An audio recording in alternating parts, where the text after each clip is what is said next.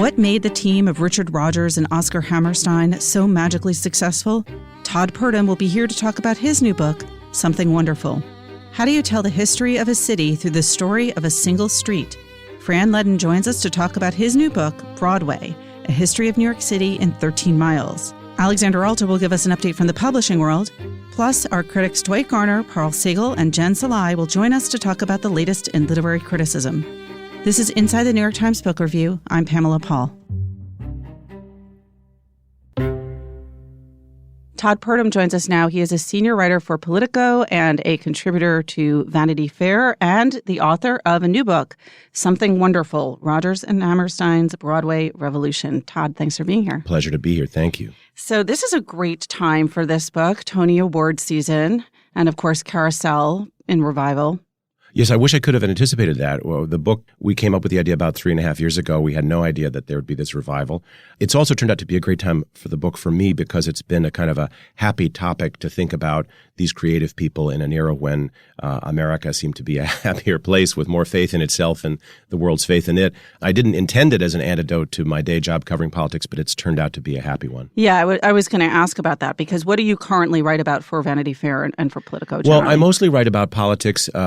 I tend for Politico to write about historical analyses about how this is different from all other times, but it's always a little bit like something that's happened before. My specialty, both at the New York Times and at Politico and Vanity Fair, has tended to be kind of longer form political profiles, historical analyses of political events.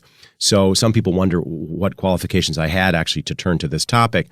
It's just been my lifelong love. And when I owed my publisher another book, my wife said, why don't you do this? And fortunately, they said yes. Right, because your earlier books, you did one on Iraq and another one on the civil rights. Yes. When I was at the New York Times, I did a book on the Iraq War together with the staff of the paper. We worked on it together.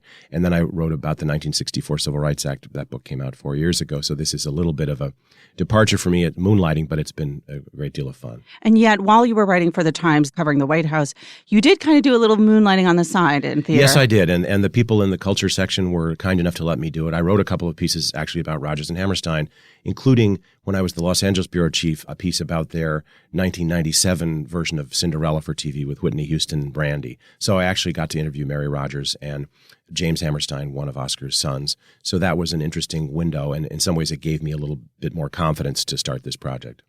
It's interesting because you were relating politics with musicals. In the last year, people are sort of constantly bringing up Hamilton, the Lin-Manuel Miranda musical, and the fact that you can kind of take many lyrics from that musical and apply them to the contemporary political situation. Probably can't do that with Carousel, for example. No, not so much Carousel, although South Pacific, which premiered in 1949, just after the war, was a very political play, and its themes of racial tolerance and interracial romance, were very resonant with audiences then. Probably the most political song Rodgers and Hammerstein ever wrote, You've Got to Be Carefully Taught, came in for a fair amount of criticism, both from the left and the right at the time, as inappropriate for a musical. The New Yorker said it's just a little bit embarrassing. And the Saturday Review of Literature said it smacks of dragged-in didacticism because it dared to say that, prejudice wasn't born in you, it had to be learned. You've got to be taught to hate and fear. You've got to be taught from year to year. It's got to be drummed in your dear little ear. You've got to be carefully taught.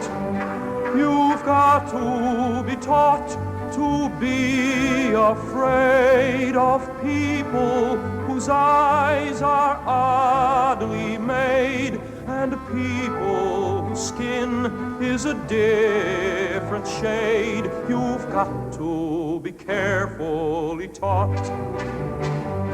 You've got to be taught before it's too late. But give us a little bit of context for that song.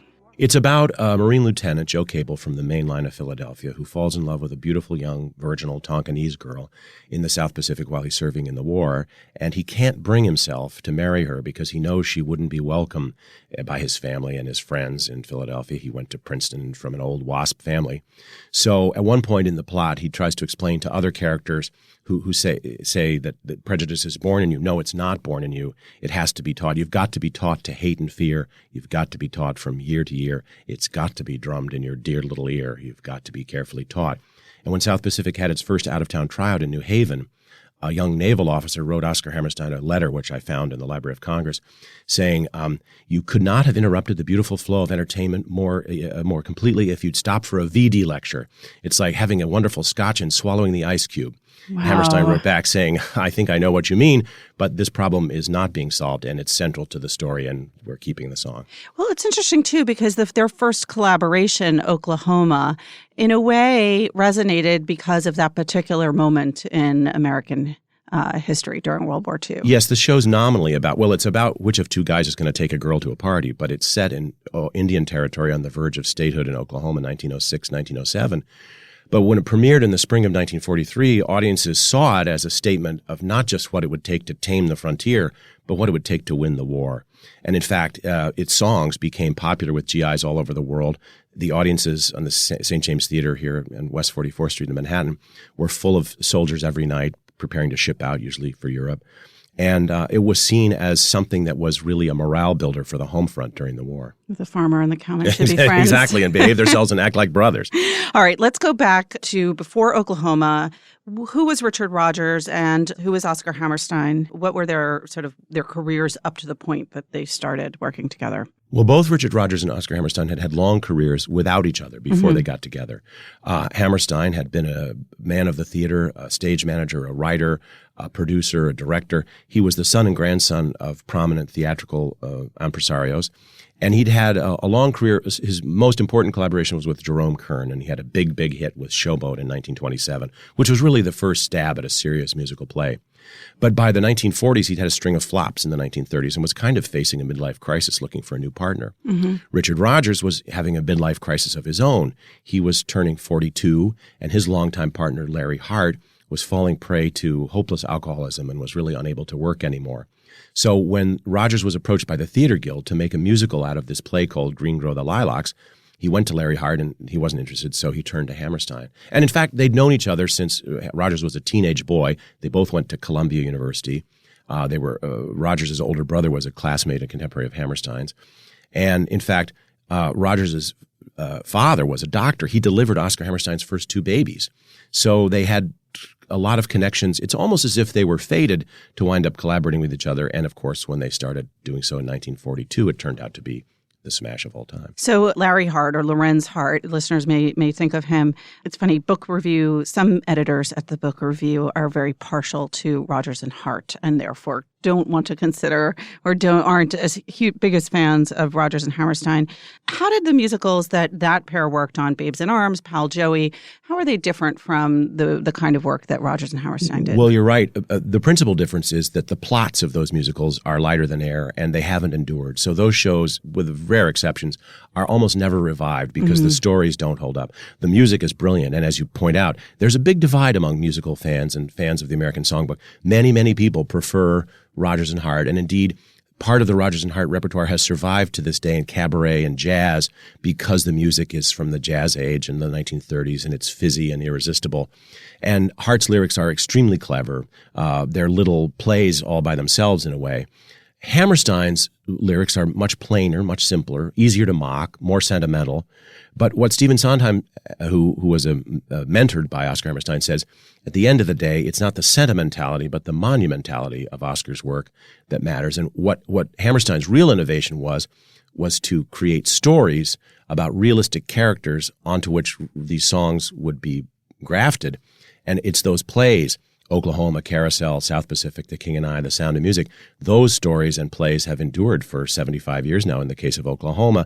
And that's the principal difference, I would say, is that the Rodgers and Hammerstein collaboration is more earnest, more serious, but also more durable because the stories have turned out to be more durable, to take nothing away from Lorenz Hart's wonderful lyrics and the music of Rodgers and Hart. So you said earlier that one of Hammerstein's earlier works, together with Kern, was Showboat, one of the first. You called it a serious musical play. Was Hammerstein the person who brought that to the collaboration with Rodgers? And then what did they do that elevated it? Or He really was the person who brought that to Rodgers, although Rodgers and Hart had, with Pal Joey, also had a serious story about a heel, a nightclub singer who was kept by a rich woman, and it wasn't a conventional musical comedy at all. But Hammerstein brought a depth of dramaturgy and a depth of storytelling, and he and Rodgers they said they didn't want anything that looked like a typical musical comedy, which we'll remember usually began with a line of chorus girls or chorus boys dancing and singing. Oklahoma begins with a woman churning butter on the stage and a cowboy singing in the wings about a beautiful morning. And it was so unconventional, so quiet, so naturalistic that it landed like a bomb. And we forget, because it's performed in every high school and junior high school and community theater now, just how radical that seemed at the time. There's a bright golden haze on the meadow. There's a bright golden haze on the meadow. The corn is as high as an elephant's eye, and it looks like it's climbing clear up to the sky. Oh, what a beautiful morning. Oh, what a beautiful day. I got a beautiful feeling, and everything's going my way. when I was in summer camp as a child, I went to camp with one of John Rait's granddaughters, and he came to the camp and sang that song, which is, one of those childhood memories that never goes away. What was so, it's really hard to imagine coming out the gate with such a huge hit as Oklahoma. Was it immediate success critically and with audiences? It was an immediate success critically once it opened on Broadway, but the road to Broadway was very rocky. People were skeptical about this play with no big-name stars, no scantily clad dancers. Nobody really understood. And also they were skeptical about this new collaboration because Rodgers had never worked with anybody but Larry Hart. Hammerstein had, as I said, a dozen years of flops and failures. So the word of mouth was bad. They had terrible trouble raising the $90,000 budget, which was pretty bare bones for the time. They went on the audition circuit to penthouses and townhouses around Manhattan with their tin cup in hand trying to raise money. They often came away having raised not a penny. So, but it opened on the rainy, snowy evening of March 31st, 1943, and by the next morning, a policeman was called to maintain order at the box office because the line of ticket buyers stretched all the way down West 44th Street. What do you think made it such a hit? I think it was the fact that it was so different that, first of all, the music is wonderful. The dancing, Agnes DeMille's choreography must be given a lot of credit because she had Western-style dances and then this dream ballet in the end of the first act in which Laurie, the heroine, is torn between the two potential suitors. And I think, again, it was the realism and the naturalism of it. This was about, it wasn't cartoon characters. It wasn't musical beds or boy meets girl, boy loses girl, mistaken identity. It wasn't the usual plot conventions of light musical comedy. It was something that seemed like a real story, and I think it spoke to people. There's a wonderful anecdote about Rodgers and Hammerstein coming to see this crowd on 44th Street, and Rodgers says to Hammerstein, should we go off someplace quiet where we can talk, or should we go to Sardi's and gloat? And Hammerstein said, let's go to Sardi's and gloat, and they did. So there was a somber element, too, to that musical that, I don't know, was that unusual at the time to have Judd, for example? Yes, Judd Fry, the surly farmhand, was a threatening, menacing character. He had a soliloquy called Lonely Room, which was actually Richard Rodgers' daughter Mary's favorite song. It was a very sort of cri de coeur about the lonely life of this sort of ugly, dirty farmhand. So, but Laurie, the heroine, was attracted to him in a strange way. So there's this psychosexual element that was very unusual for a musical comedy, too. And then, of course, in their second Broadway collaboration, Carousel, the main character, the anti-hero, Billy Bigelow, the carnival barker, kills himself partway through the second act to avoid arrest for the crime he's committed to try to get money for his coming baby. All right. I want to talk a lot about Carousel, which, of course, is currently being revived on Broadway and is personally my favorite of their musicals.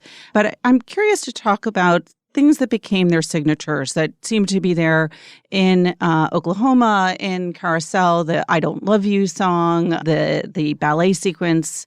Are these things that they innovated? Were these sort of standards that they just continued? They were innovations, and then, of course, they began to use their own innovations. Cole Porter once said that Rodgers and Hammerstein had made life more difficult for everyone else on Broadway, but they made life more difficult for themselves as well because they had to keep topping themselves. Mm-hmm. So after they finished Oklahoma, when they were thinking about what they wanted to do next, there was a lot of correspondence from both of them at the time saying, it's a very dangerous proposition. Sam Goldwyn, the movie producer, went to see Oklahoma and he told Richard Rodgers, you know what you should do next? Rodgers said, no, shoot yourself because you'll never be able to top this. And in fact, as their careers went on and they became a great big business behemoth on top of everything else, they were so busy being Rodgers and Hammerstein that I think by the mid-1950s, most people would agree, their critical and their creative juices were suffering and their sort of mid-period work was often not as good. Carousel is based on a kind of depressing Hungarian show. What was the path of that to becoming Carousel? It's based on a play called Lilium. And it's about this ne'er-do-well carnival barker, and in the musical, it's a mill worker who falls in love with him. Rodgers and Hammerstein changed the setting from Budapest to New England in the 1870s because in the middle of the war, when they were working on it, they didn't think a play set in Hungary was a very appealing prospect, and nobody knew what was frankly going to become of Hungary in 1944 and 45. So they changed the setting to New England. And it's a very dark play. It basically involves spouse abuse. And Julie, the heroine, falls in love with a guy who hits her. And in the play, the famous last line is the guy comes back from heaven, has one day to make things right, and he hits his daughter just the way he hit his wife. And the daughter asks, is it possible for someone to hit you and not have it hurt you? She says, yes, it is. So obviously to modern ears, in the Me Too era, that falls pretty heavily. It fell pretty heavily in 1945, too. So it's a challenge. It's been a challenge for the current revival, I think, to address that. What do you think of the current revival? I'm seeing it tonight, so I look forward to it. Oh, no, this podcast is too early. We'll have to have like a follow-up somehow. Well, one of the things that I find curious about that musical, and I wonder if it's been changed over time, is the resolution is so quick and, to my mind, unsatisfying given everything that's come before. And I wonder how, was that changed over time? Did they wrestle with that, with how to end that musical? Hammerstein did change the ending of the original Molnar play. In the play, it ends with this line, can someone hit you and beat you and not hurt you? Hammerstein didn't believe that anyone was irredeemable. So when Billy comes back, instead of going off into limbo once again, his fate unsure, in Carousel, he appears as a ghostly presence and he's felt by Julie and he's felt by his daughter. And he whispers into Julie's ear, know that I loved you, and sings a brief bit of If I Loved You, which is the song they fell in love with in the first place. Molnar apparently liked the ending. They were very worried because it did make it a happier ending. It still ends on a kind of a note of irresolution, but you're right that in that last part of the second act, things get wrapped up pretty quickly and he goes from being a seemingly irredeemable cad to someone who has come back to earth and given the message that love will prevail. So they go on to create together, among others, but probably most significantly South Pacific, The King and I, Cinderella, Flower Drum Song, The Sound of Music. Were there any flops in there? they had a couple of, they had, the first real disappointment they had was Allegro, which they did in 1947, 2 years after Carousel. It was a kind of an experimental, what we'd now call a concept musical, about the life of a young idealistic doctor who gets corrupted by life in Chicago and by compromising his ideals, and also by being so busy, as they were, attending to fundraisers and politics in the hospital, that he stops practicing medicine that he loves. The two biggest flops they had were one in 1953 called Me and Juliet, which was a backstage story, and then in 1955, Pipe Dream, which was based on a novel by John Steinbeck about life in Cannery Row in Monterey, California, in a whorehouse. But Rodgers and Hammerstein weren't really willing to make it clear that this play was set in a house of prostitution. Steinbeck said, "You've turned my hooker into a visiting nurse."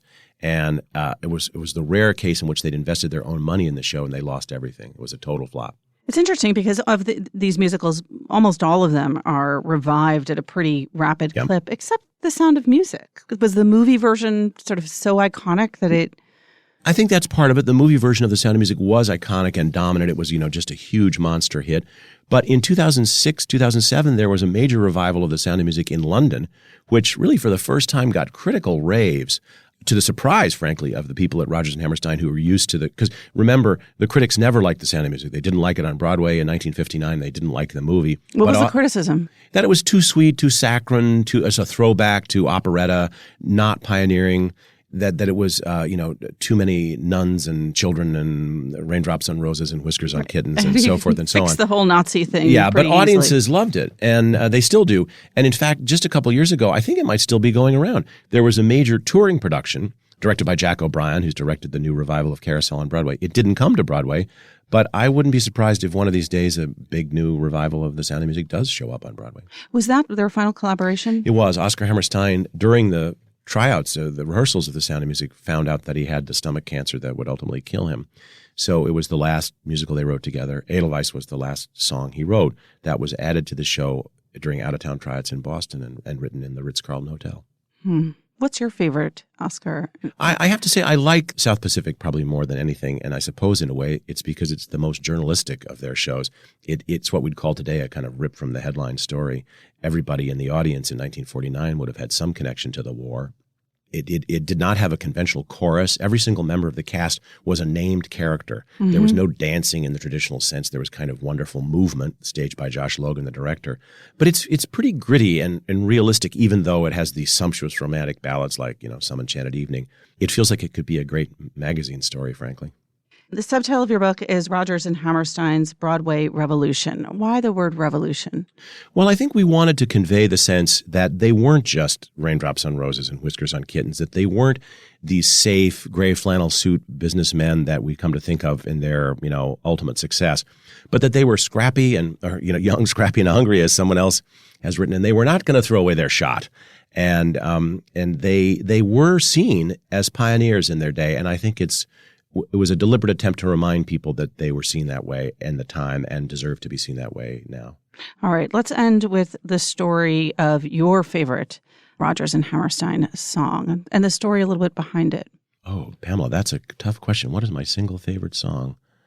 Well, I don't know that it's my very favorite song, but I have to say the title of the book, Something Wonderful, I like that song from The King and I as well as I like anything. It's a very typical Oscar Hammerstein song about how a man is flawed. He will not always say what you would have him say, but now and then he'll say something wonderful. I guess it's a reflection of the redemptive power of love in any relationship. We know no one's perfect, but there's something about the sweep of those words and the way they fit with the music that's a pretty compelling song. But I'd be hard-pressed to pick just a single favorite one, I think. All right, well, let's end on that note. Todd Purdum, thank you so much for being here. Thank you so much for having me. The book again is Something Wonderful, Rodgers and Hammerstein's Broadway Revolution by Todd Purdum. But this is a man who tries. This is a man you'll forgive and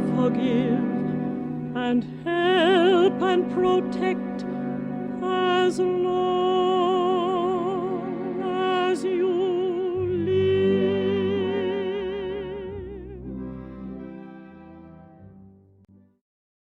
Fran Leadon joins us now to talk about his new book, Broadway, A History of New York City in 13 Miles. Fran, thanks for being here. Thanks for having me. So you are also a writer or co-writer of the AIA Guide to New York City? That's right. I co-authored the 5th edition of the guide with Norval White, and that came out in 2010. That is like a monumental project, isn't it? Yes, it was. And it was 18 months start to finish, and I walked virtually every single street in the 5 boroughs, along with my students, and photographed thousands of buildings. And do you feel like you know the New York, completely and can sort of, or do you have total recall? Do you always know where you are? Do you get lost? I still get lost.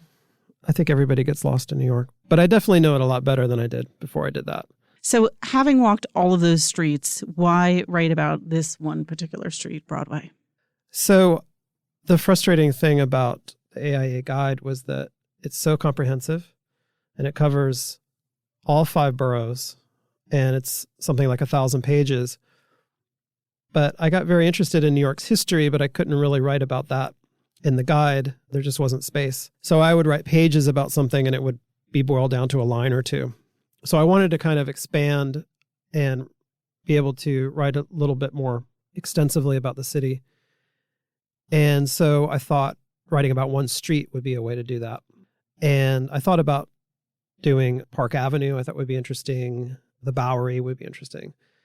And I kind of didn't really consider Broadway because I figured it had probably been written about before many times. But to my surprise, there really had only been a couple of comprehensive histories of Broadway.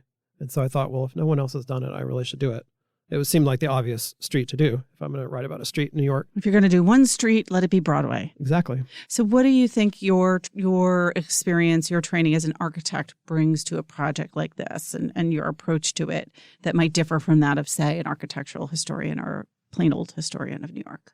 Well, it started off that it was just going to be about Broadway's architecture. Mm-hmm. And I like to write about buildings, and a lot of architects don't really pursue that. And I'm a licensed architect, but I've really honed in on the pleasure of writing about buildings, and especially writing about older buildings. I think it's interesting to try to not only write about the building, but write about some of these architects that have been forgotten. And I like to write about the people who built the buildings, who thought about building them, and the architects, and also the bricklayers and the carpenters and steel workers who worked on them. So the human element is really interesting to me. And the people who lived in it. And the people who lived there, right. So what happened with this book over the 8 years that I was working on it, it kind of gradually transformed from a book about architecture to a book about people. Mm-hmm. And there's still a lot about architecture in it, but the stories of all these people who lived there and worked in these buildings and just along the street, that started to interest me more and more. And I'm not a historian, so it took me a while to get the confidence to think that I could write a traditional history rather than an architectural book.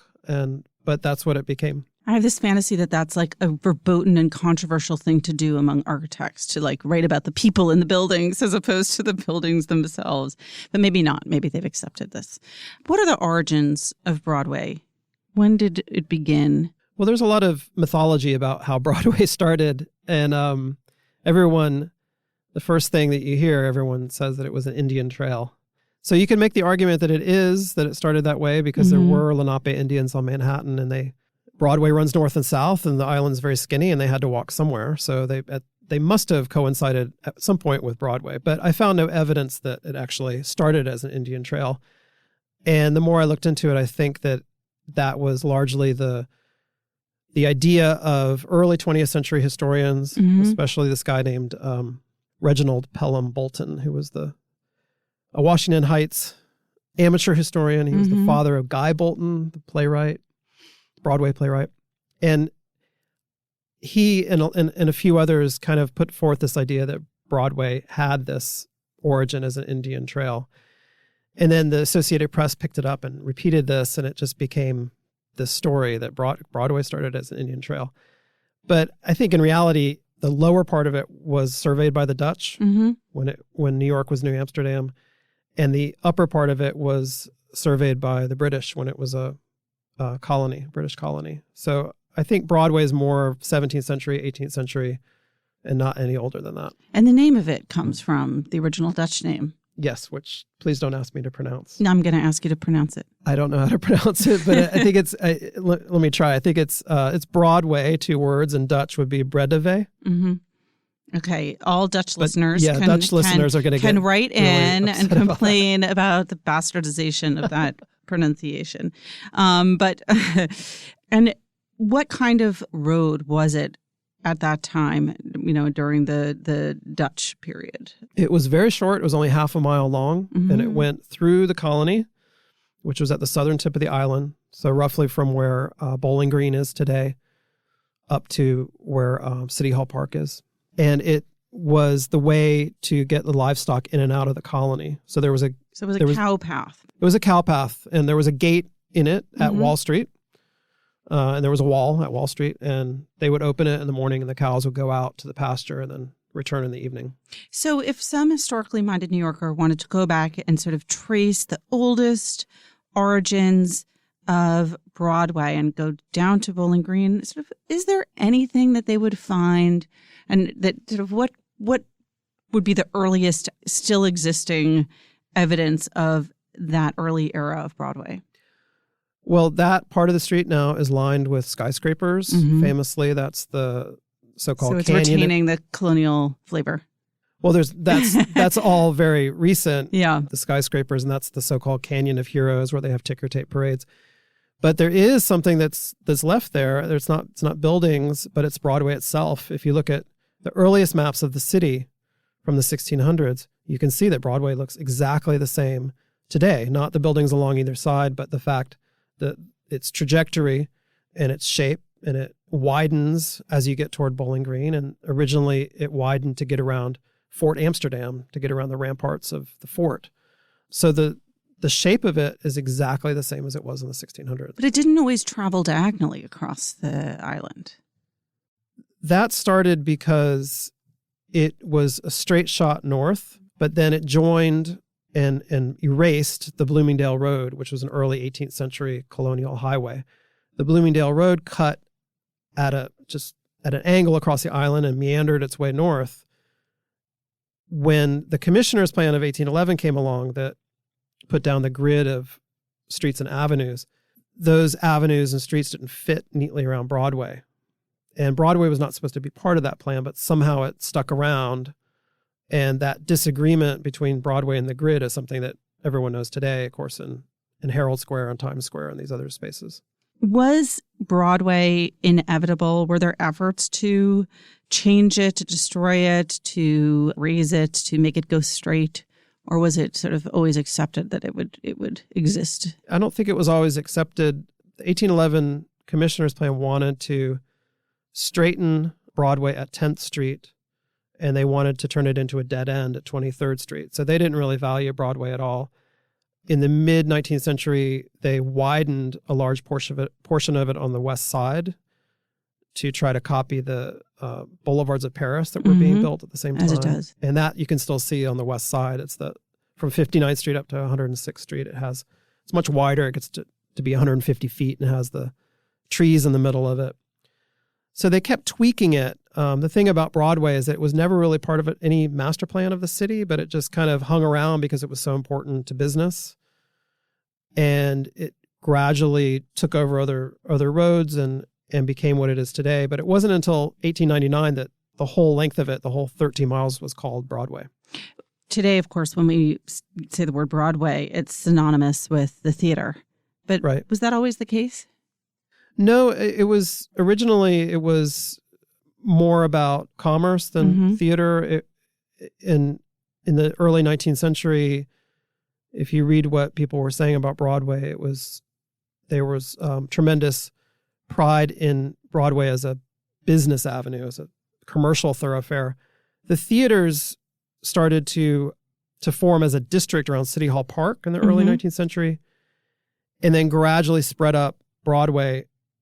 And so in the 1860s, it was in what is Soho now, and it just kind of gradually grew a number of theaters and gradually went to the north. What was happening was the theaters were being forced out by offices that were coming in from the south. Did it ever have the prestige of, say, Fifth Avenue or Madison Avenue?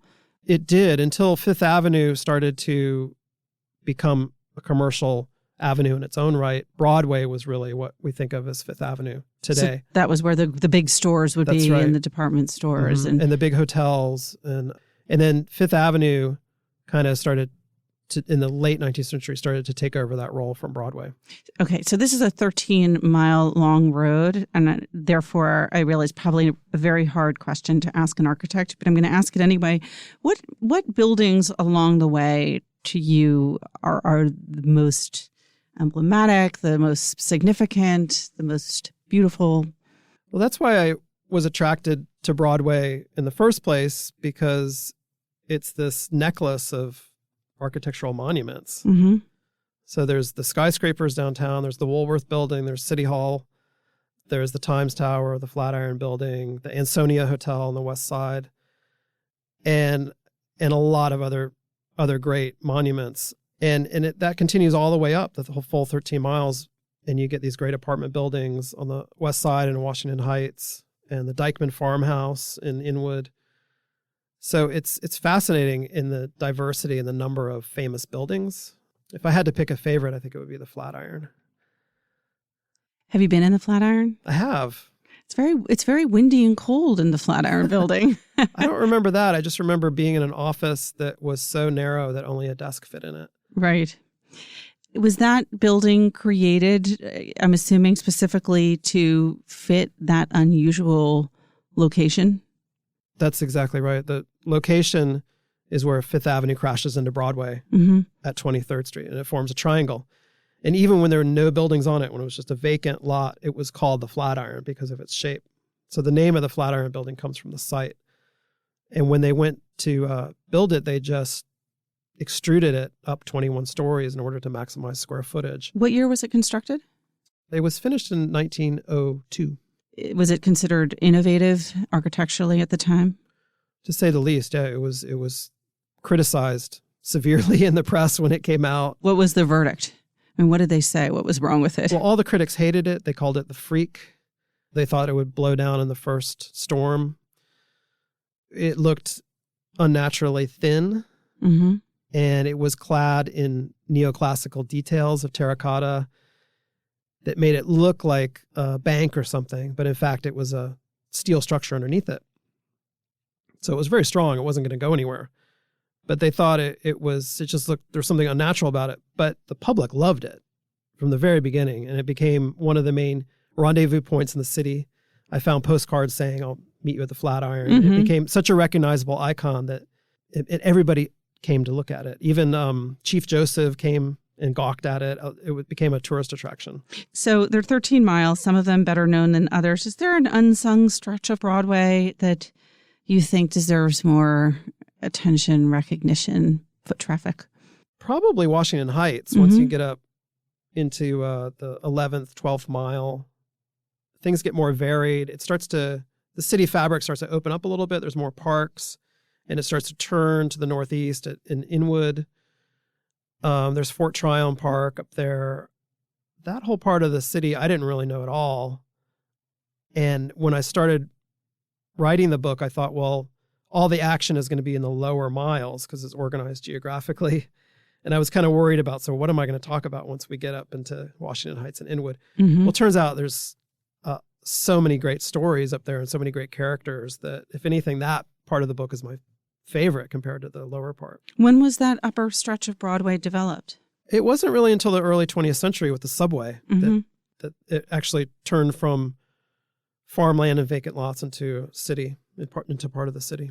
There's this mysterious little road just north of 125th Street that I wonder, is it some kind of vestigial organ appendix to some previous version of Broadway called Old Broadway that kind of starts nowhere and goes nowhere. What is that? That's one of the couple of surviving fragments of the Bloomingdale Road. So when they erased the Bloomingdale Road to build the so-called boulevard in the mid-19th century, that wide part of Broadway on the west side, it didn't always coincide because the Bloomingdale Road meandered back and forth so much. So there are a couple fragments. One of them is called Hamilton Place, just north of there. Oh, that's a great, beautiful And there's road. Old Broadway as well, and those are little pieces of the Bloomingdale Road. So you mentioned earlier that you started off with the buildings, but of course you ended up populating them with characters. Who was the most interesting historical figure you came across and enjoyed writing about? I mean, there's a lot of famous, obvious choices from P.T. Barnum to Edgar Allan Poe to Alexander Hamilton, Emma Goldman, on and on. But I think maybe my favorite character is a guy named Colonel Winfield Scott Prosky. And he was a tenant in the building that was called the Cumberland Hotel that was demolished to build the Flatiron. And he refused to leave. I love those people that refuse to go. And he took it to an extreme. They were tearing down the building and he refused to vacate. And they had even ripped out the staircase. And so he had to climb up to his room through a ladder. There were no windows in the building. And he kind of turned it into this piece of performance art. He would have reporters come in and he seemed to really be enjoying it. And eventually they bought him out and he moved to the Fifth Avenue Hotel, which was very swank across the street. So he did all right. And he was also from Florida and I'm from Florida. So I think he might be my favorite weirdo in the book. There's a lot of weird characters in the book. Okay, for listeners who either live in New York or elsewhere and might one day come to New York, what would you recommend them go see on Broadway that, again, sort of an unsung building, something that's not as well known, but might have a particularly interesting history? Well, what I would recommend doing, and this was one of the most surprising things to me, is that I walked up Broadway a lot and down Broadway. And if you walk down it, it's going downhill. So it's easier to walk toward the south. Okay, there's your first tip. Yeah. Start for the north. It's actually uphill if you walk south to north. But the thing that really surprised me is that you can do it in a day. It's 13 miles, so it's not nothing, but it's not really that long of a street in a way. And when you try to walk the whole thing, you see everything. And all of these places that I had kind of separated in my mind and my memory, Union Square, Madison Square, the Upper West Side, they're actually all right next to each other. And Broadway is the link that runs through the whole city. So I would recommend just walking on Broadway. I guess you don't have to walk the whole thing. That sounds like a fine idea. I think I'd like to go and walk the entire stretch of Broadway right now. Fran, thanks for being here. Thank you for having me. The book again is Broadway, A History of New York City in 13 Miles by Fran Leadon.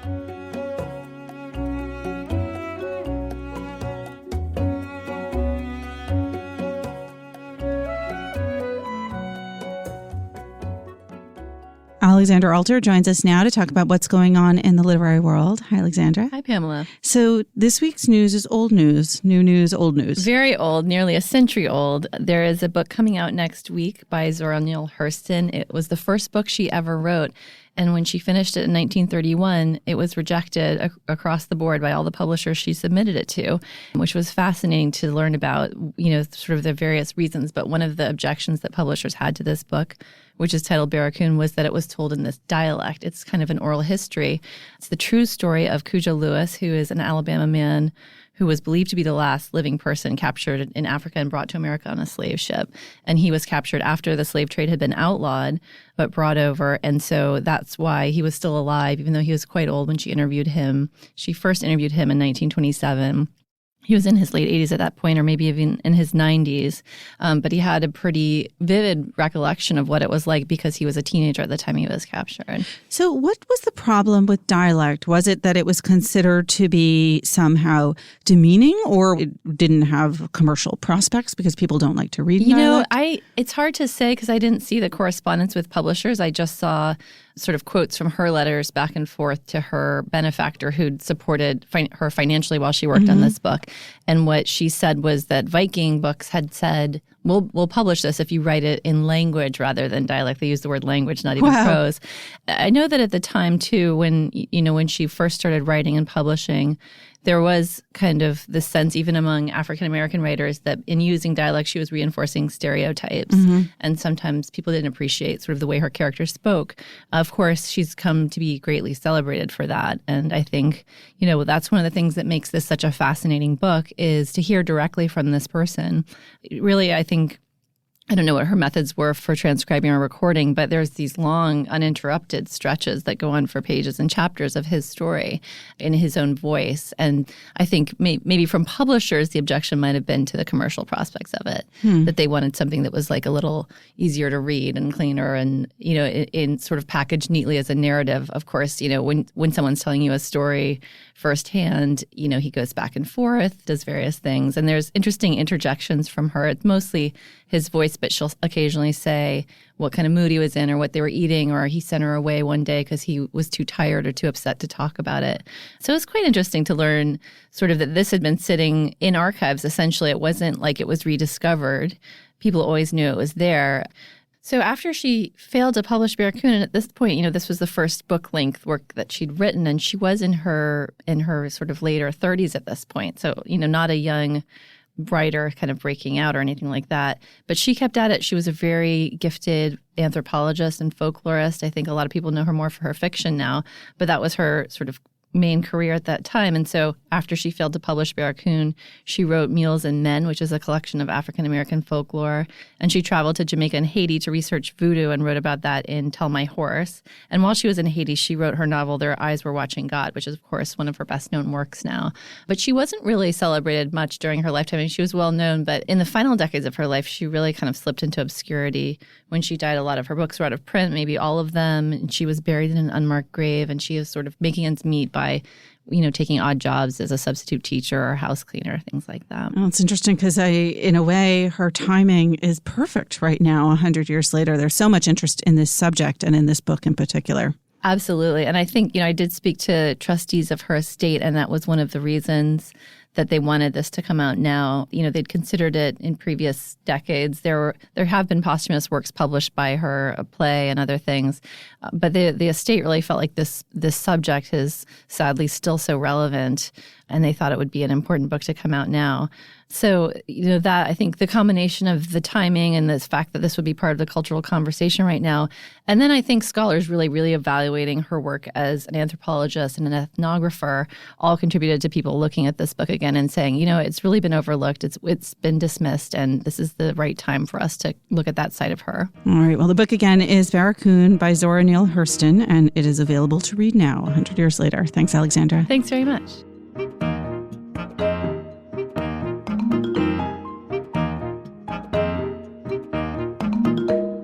Joining us now, our critics, Dwight Garner, Paul Sagal, and Jen Salai. Hi, guys. Hi, Pamela. Hey, Pamela. Let's start with you, Dwight, because you reviewed a book by an author who was part of your new Vanguard list, Sheila Heti. Sheila Heti, her new one is called Motherhood. The one on our Vanguard list was How Should a Person Be?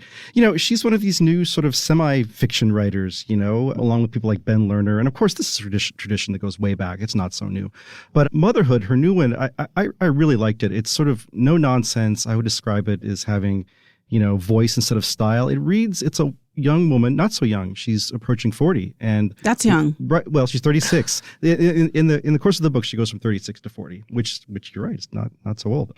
And she's debating whether or not to have a child. And she's sort of writing the book in a way as a 4-year plan to delay having a child possibly until it's too late to have a child. But the book, not a lot happens. It essentially reads like a very smart person sitting across a dinner table from you or a kitchen table and just letting it all fly. And the impressive thing about it is that she never runs out of a thing to say. She writes about motherhood for many pages, 300 and something, and doesn't rely on reporting, doesn't rely on other people's stories, doesn't rely on facts. I mean, it's just like an outpouring of her own thoughts.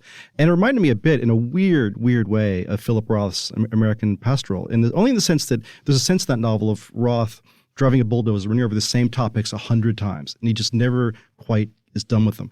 And this book reminded me of that because she just investigates this topic and never seems to run out of things to say.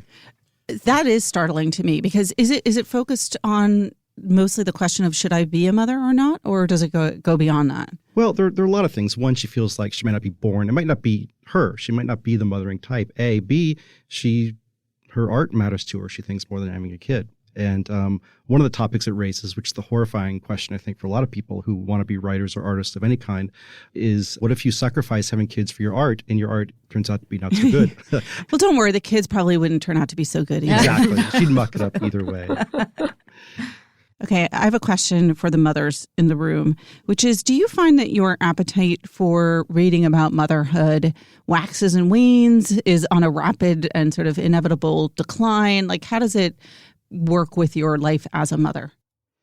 I think it was last week I reviewed Jacqueline Rose's book, also about motherhood. Mm-hmm. And I found as I was reading that, and I sort of looked at the landscape right now, and there's so many books about mothers, about whether to have children, fertility, adoption. And I found that there's a certain kind of conversation about motherhood that I feel I'm weary of it, and I do think that, and I think that it was a leading question. Yes, very. And I think that the kind of question about motherhood as sort of motherhood versus freedom is a question that I find very culturally specific and isn't interrogated enough. So by which I mean, so the big question that all these books seem to have, or the big moment of drama for a lot of these books is, should I have a child, and what will having a child do to my life and my own ambitions? And for me, it's always seemed very odd because it seems to sort of presuppose a life where there's no other form of caretaking, right? So other than slavishly devoting yourself to your children. No, but it's also it's a life where you're talking about, and maybe I'm also coming from a very culturally specific standpoint, right? So for me, it's any life, it involves necessarily looking after people and being looked after, So to sort of position caretaking as something that threatens dignity and life and autonomy and all these things feels very strange to me. And also one form of caretaking. Right, one form of caretaking. And I think that but there are a lot of people that have written Maggie Nelson and Sadea Hartman, people have been talking a lot, I feel in the last couple of years, about how concerns of especially white middle-class women, when they talk about motherhood, are so specific, right? So this idea of like, oh, should I have a child? Will it ruin my life? And they don't really investigate the questions that a huge portion of other women have about children, which is like, should I have a child? Will my child be killed? Should I have a child? How can I protect my child?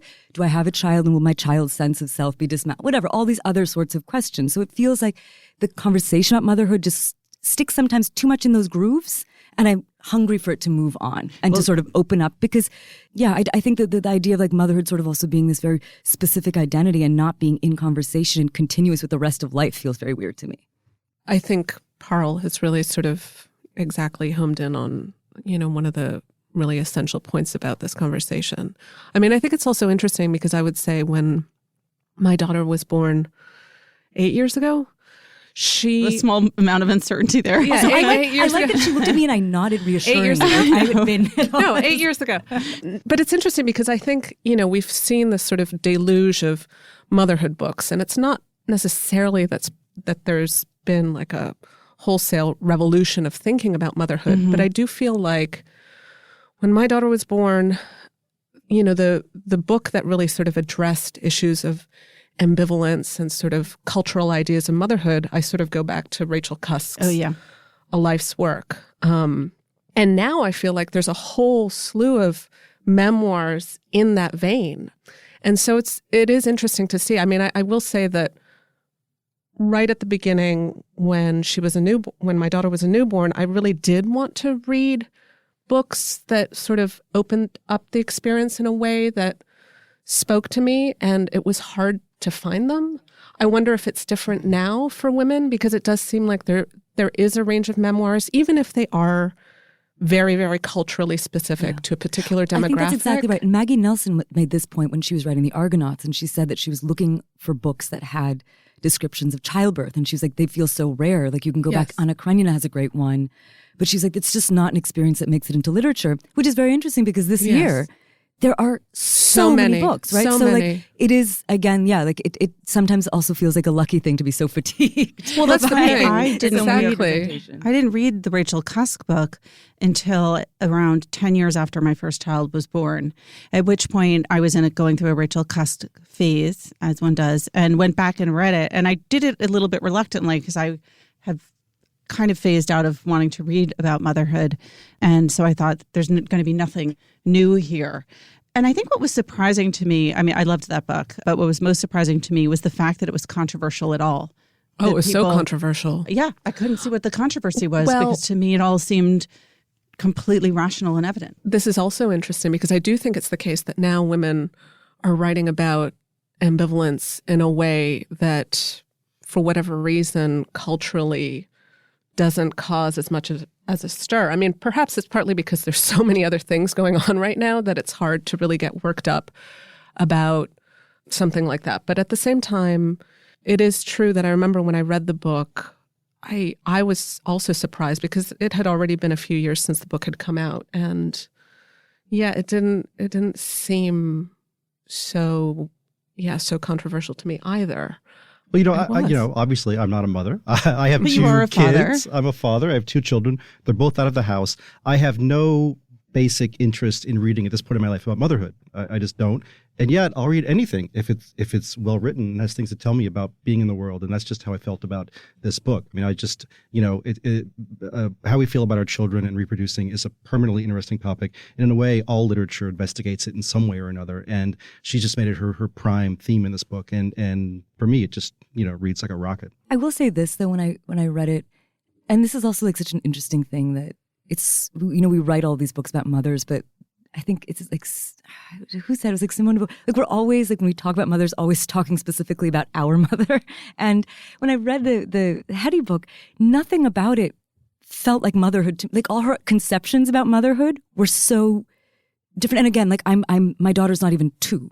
She's 20 months. It's a very different moment in time. But I remember reading all of her thoughts about, oh, this is what it's like to be a mother and this is what's going to happen.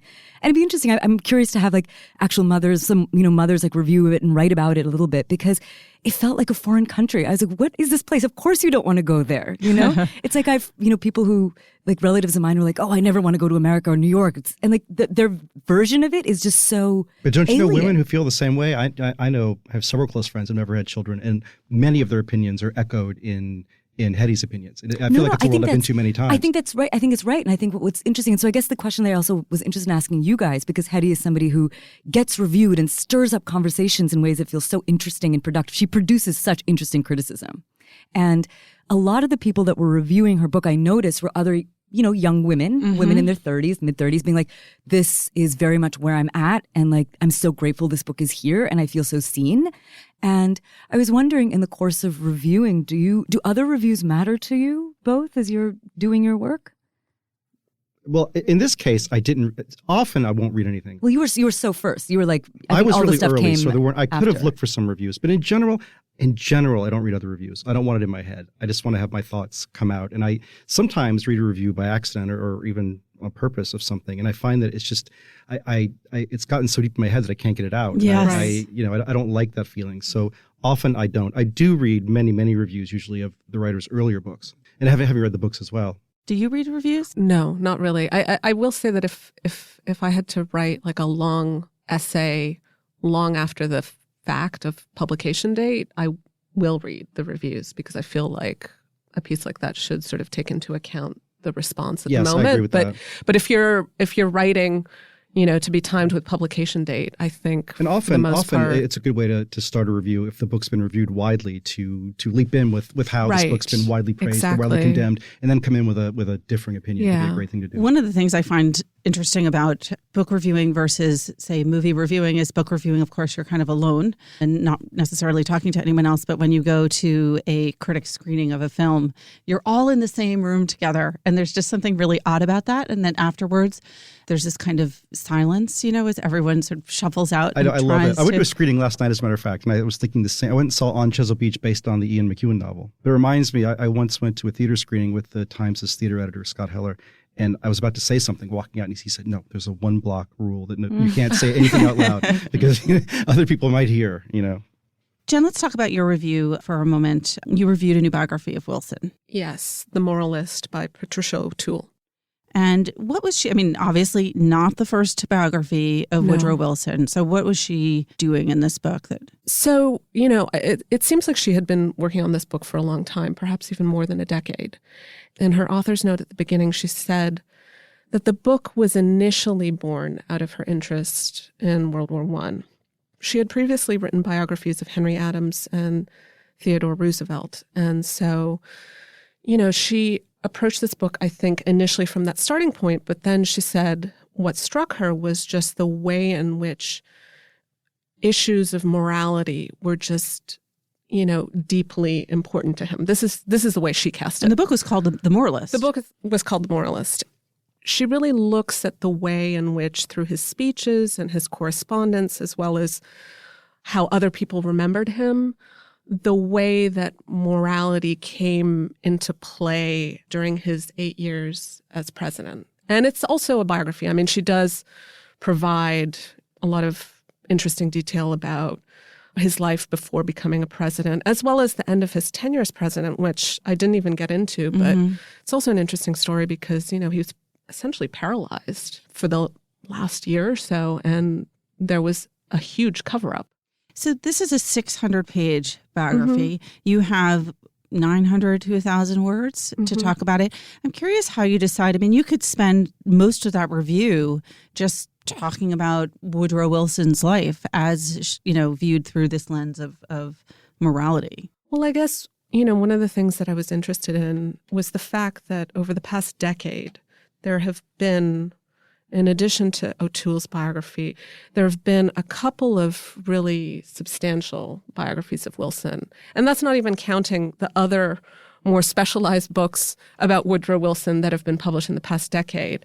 And then if you look back even further, there are even more books. So I guess the question, I think, for a book like this, for a figure like this who has been written about a lot, is okay, it's coming out now. Why now? And in the context of now, what does this book bring to the table, essentially?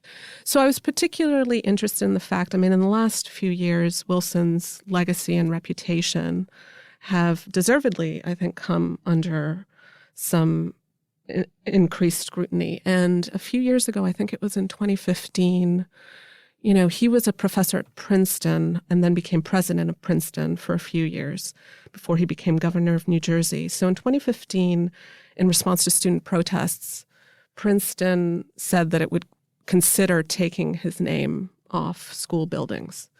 And then, within a few months said, we've decided not to do it. And is the criticism primarily around the issue of race? Yes. Yes. His foreign policy, also has been considered controversial, but it's really the issue of race because he essentially segregated the civil service. It hadn't been segregated before. So he segregated it. And it's interesting in the O'Toole book, and she doesn't, it's sort of it's an interesting question because she doesn't exonerate him, but she essentially comes, from what I can tell, to the conclusion that the segregation policies of his administration were done basically to get Southern votes for a very progressive economic agenda. And he had a very progressive economic agenda. But, you read some other people on Wilson and let's say, no, he was unrepentant, unapologetic. His writings at the time, it seems to be the case that he didn't necessarily go into sort of explicit, obvious bigotry. But if you look at what he actually did, and if you consider racism to be something that has to do with power, then yes, that's a huge question. And I think if you write a book that deals in questions of morality, it is a very interesting question of just how he sort of defined it to himself and how that sort of played a role in his actual policies, which is why that was the thing that I focused on. And she does address it. She does bring it into the book, but I do think that there will be some readers who also will read it and say that, her point that he was doing this out of political expediency in a way not quite lets him off the hook, that there was more to it than that. He grew up in the South. He was the son of a Presbyterian minister who was chaplain for the Confederacy. Some of his writings, granted the quoting seems to be very, very loose, but some of his writings actually appeared in Birth of a Nation, so which was a film that he screened in the White House. So, there's a lot of issues that I think student protesters were responding to when they called for Princeton to take his name off the building. I'm curious in this review, but it also is true for, I think, both of your reviews, Dwight and Parl, this week as well, because you chose to devote, a good section of your review to that. How hard is it to kind of let go of other things that you might have otherwise included in Parl? You reviewed 2 books. Dwight, you reviewed a book with a huge subject. I feel like I've slowly gotten better about this. I think I used to make the mistake early in writing criticism of trying to fit too much in. And someone described to me once, I forget who said it, but it's the law of the peaches. You have a little basket, you can fit so many peaches in. And, the classic rookie mistake is try to fit 30 in and squish them all. And what you want is instead 6 beautiful peaches. And I try to think of that when I have a topic that's huge. I just want what's most interesting to me and what I think readers should know about and try to get those basic few things in. Parl, you reviewed 2 books. I did. I reviewed Barracoon, which is this sort of recently surfaced oral history by Zora Neale Hurston, and Slave Old Man by Patrick Chamoiseau, an author from Martinique, and the book was published in the 90s and has just been translated into English. And yeah, I think that these 2 reviews sent me down like a really, really interesting wormhole of how Black writers are writing about trauma and they're writing about slavery, and they're trying to find new ways to tell these stories. It's this whole discipline. And I think just to Dwight's point, I think that's exactly right. But I am also wedded to this thing that Judith Thurman once said, which is like the fun part about this job is actually sometimes getting to do like a crash PhD in a week. It's really like, I love that. I love just sort of like parachuting into something and being like, oh, what is what is going on? What are these books? What is all of this? And you can get definitely carried away, for sure. But the opportunity that these two books gave me this week was just to learn so much about these new forms. And a lot of it comes out of the work of this writer named Christina Sharp, who has a beautiful book called, I think it's called In the Wake. And she talks about wake work, which is like, how do we, when we're writing about trauma and we're writing about slavery in the Middle Passage, what does it mean to be with the dead? How do we write about that kind of historical suffering? And yeah, it's a really interesting body of visual art and of novels and of memoirs. For me, what was interesting was to, yes, both review these books, but then also situate them in this context of really beautiful, very moving scholarship, I think, that's happening. So what were the peaches that couldn't fit into the basket? What are the peaches? Oh, there were so many peaches. There's the beautiful, well, I mean, I think specifically what couldn't make it in is the work of archivists and people like Sade Hartman, who's at Columbia, and the way that people like her are looking at their work as a way of being with the collective, being with the voiceless, and preserving those accounts. And that idea of a history based on huge swaths of people that have vanished or been vanished, right? And how do you write them and how do you be with them in this moment? It was just very moving and complicated. And I would have loved to even bring Jessamine Ward's memoir, Men We Reaped, into it, which is a beautiful book about the various men that she's lost in her life. And how do you write about what's happened to them? How do you write about the shadow of slavery? How do you write about its persistence in public life? It's funny you mentioned the archivist, because this week, for some reason, I think from various things that people have said on this podcast and elsewhere, the work of an archivist just suddenly seems very attractive to me, to just be like quietly in the stacks with no one else around, sort of shuffling papers. I'm very That's why. Isn't that kind of week for you? Yes. Like no coworkers. And you people didn't help. No. Jen, Paul, Dwight, thanks so much. Thanks, Pamela.